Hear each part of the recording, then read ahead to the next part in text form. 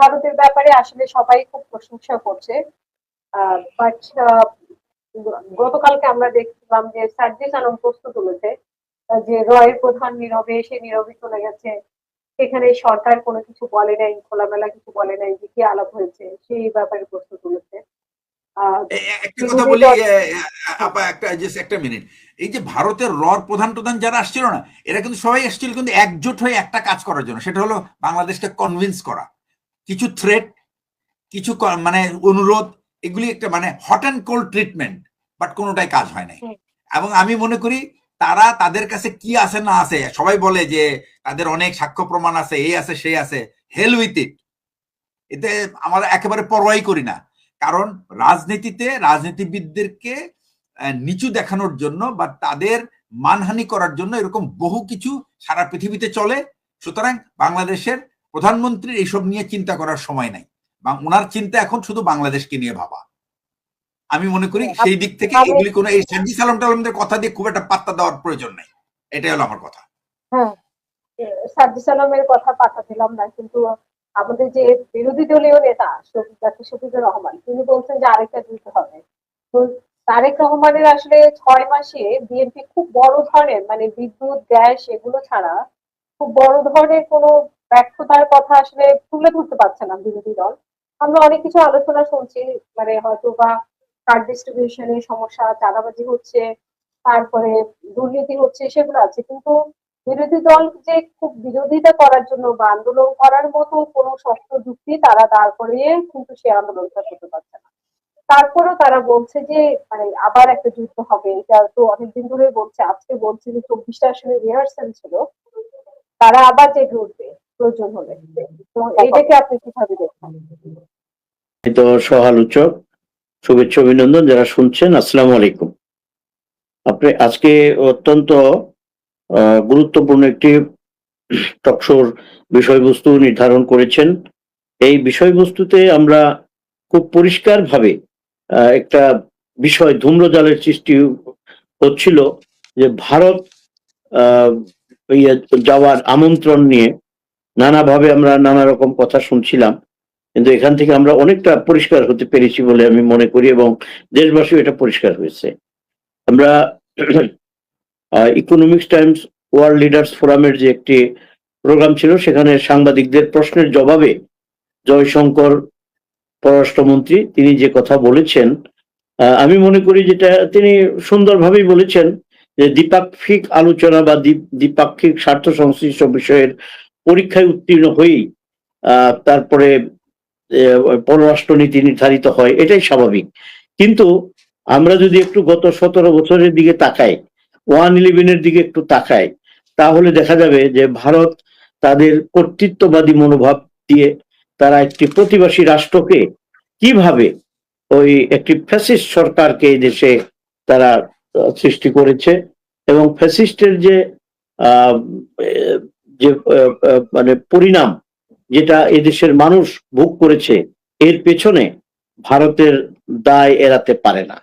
ভারত তারা অনেকটা যে সিকিম যেভাবে তারা দখল করেছিল, সিকিম কিন্তু আমাদের দেশ থেকে মাত্র 22 কিলোমিটার দূরে, সেই সিকিমের কায়দায় তারা নানাভাবে, আমার মনে হয় যে 41 সন পর্যন্ত আওয়ামী লীগের যে টার্গেট ছিল, সেই 41 সন পর্যন্ত যদি আওয়ামী লীগ এই দেশ শাসন করতে পারত, 41 সন 41 পর্যন্ত, তার মানে 24 থেকে 41 আর 17 বছর হয়তো বা লাগতো। তো সেখান থেকে তারা বাংলাদেশকে একটি করদ রাজ্যে পরিণত করার যে পরিকল্পনা ছিল, সেটা আমার মনে হয় যে 41 বছর যদি থাকতে পারতো, তাহলে অবশ্যই সেটা তারা সুন্দরভাবেই বাস্তবায়ন করতে পারত।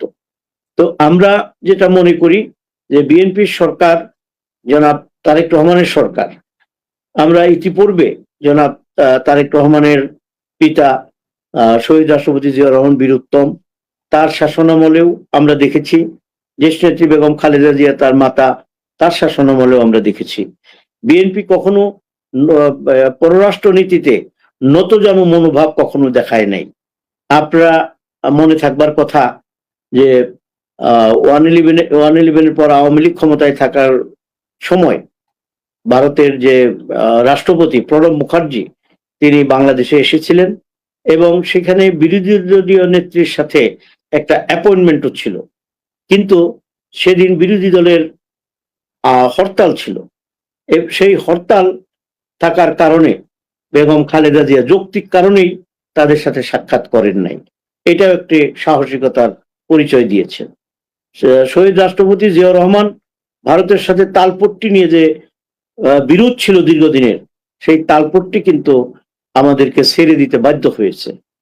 ভারতের সাথে নতজানু মনোভাব নিয়ে, নতজানু পররাষ্ট্রনীতি নিয়ে এগুলে কখনোই সফল হওয়া যাবে না। আমাদের জনাব তারেক রহমানের সরকার যেইভাবে কথা বলেছে, পররাষ্ট্রমন্ত্রীদের উভয় দেশের পররাষ্ট্রমন্ত্রীদের মধ্যে যে কথোপকথন হয়েছে, আমি মনে করি যেটা সম্পূর্ণভাবে একটি মানে শিষ্টাচারের মধ্য দিয়েই বাংলাদেশ সরকার এগিয়ে যাচ্ছে।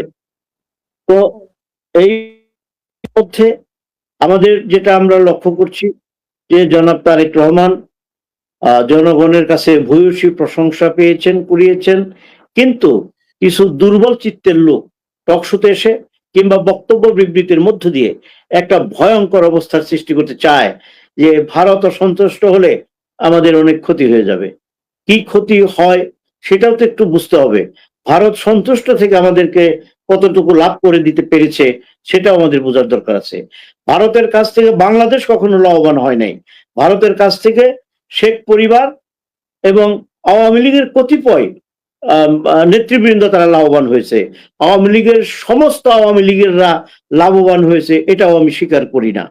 আজকে ভারত কি চাচ্ছে আপনি একটা জিনিস দেখেন, সেখানে জয়শঙ্কর বাবুকে একটি প্রশ্ন করা হয়েছিল শেখ হাসিনা সম্পর্কে, তিনি কিন্তু সম্পূর্ণভাবে সে প্রশ্নটা এড়িয়ে গিয়েছেন।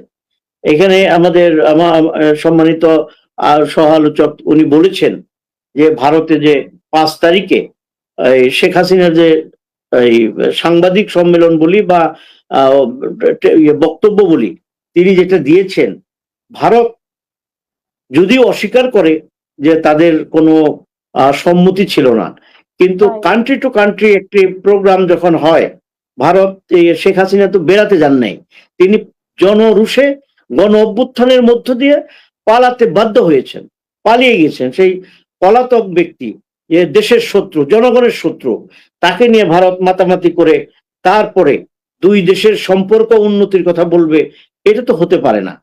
সম্পর্ক উন্নতির করতে হলে সেটা দেশের উন্নয়ন এবং জনগণের স্বার্থ সংশ্লিষ্ট বিষয়ের সাথে জনগণের মনোভাব বুঝতে হবে এবং জনগণের ডিমান্ড সম্পর্কে সম্যক ধারণা থাকতে হবে।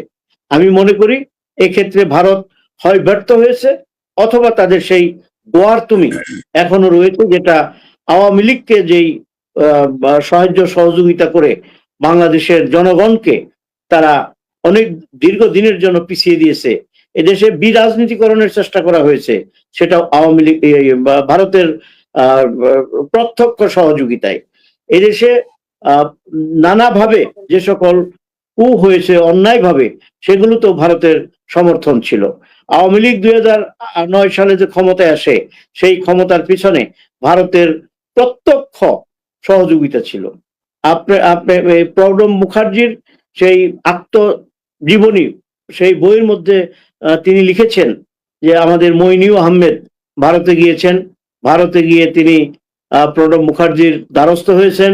প্রণব মুখার্জি শেখ হাসিনার সাথে কথা বলেছেন এবং নিশ্চয়তা দিয়েছেন যে তোমাদের যারা আছে, তোমরা চাকরি মানে এই সরকারের পরবর্তী সময়ে তোমার চাকরিতে থাকবা এবং চাকরির থেকে যখন রিটায়ারমেন্টে যাবা তখন তোমাকে সেফ এক্সিট দেওয়া হবে। তাদেরকে সেফ এক্সিট দিয়েছে তৎকালীন সেই সেনা সমর্থিত সরকারে যারা নেতৃত্ব দিয়েছে।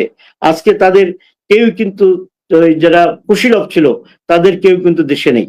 সুতরাং আমরা মনে করি যে এই ভারতীয় কুচক্রির কারণে এই শেখ হাসিনা আজকে এত বড় মাপের ফ্যাসিস্ট হওয়ার সুযোগ পেয়েছিল, যেটা আমি মনে করি যে আওয়ামী লীগের লাভের পরিবর্তে, শেখ পরিবারের লাভের পরিবর্তে শেখ পরিবার যে ভারতের দালালি করে তারা যা করেছে, সেটা আজকে দেশের মানুষ বুঝতে পেরেছে। আমরা সবসময় স্লোগান দিতাম রুশ ভারতের দালালেরা, আজকে সেই দালালেরা কোথায়? আজকে আমাদের সেই স্লোগান প্রমাণিত হয়েছে। আওয়ামী লীগ ভারতের দালাল এবং তারা ভারতে পালিয়েছে। আওয়ামী লীগ বলতো আমাদেরকে পাকিস্তানের দালাল, আমরা কিন্তু পাকিস্তানে কখনোই আমরা পালাতে যাই নাই, বা আমরা বিএনপি যতবার ক্ষমতা হস্তান্তর করেছে সেটা শান্তিপূর্ণভাবে করেছে। তাই আমি মনে করি এবং বিশ্বাস করি যে ভারত যদি তারা বাংলাদেশকে যথাযথ সম্মান না দেয় এবং বাংলাদেশের সাথে একটি amicable settlement country to country, যে উভয় দেশের স্বার্থ, সেই পরীক্ষায় যদি উত্তীর্ণ না হতে পারে, তাহলে আমার মনে হয় যে ভারত যে ঔদ্ধত্যপূর্ণ এবং আগ্রাসী মনোভাব নিয়ে এখনো, বা তাদের সেই মনোভাবের পরিবর্তন যদি না ঘটে, তাহলে আমি মনে করি যে তারাও খুব লাভবান হতে পারবে না। কারণ তাদেরও কিন্তু ইন্টারনাল ঝামেলা রয়েছে অনেক, তাদের সেই 7 সিস্টার নিয়েও কিন্তু অনেক কথা রয়েছে। সুতরাং উভয় দেশের স্বার্থেই একটা পররাষ্ট্রনীতি নির্ধারিত হওয়া উচিত, উভয় দেশের স্বার্থ সংরক্ষিত হওয়া উচিত, উভয় দেশের সম্মান সংরক্ষিত হওয়া উচিত। ধন্যবাদ।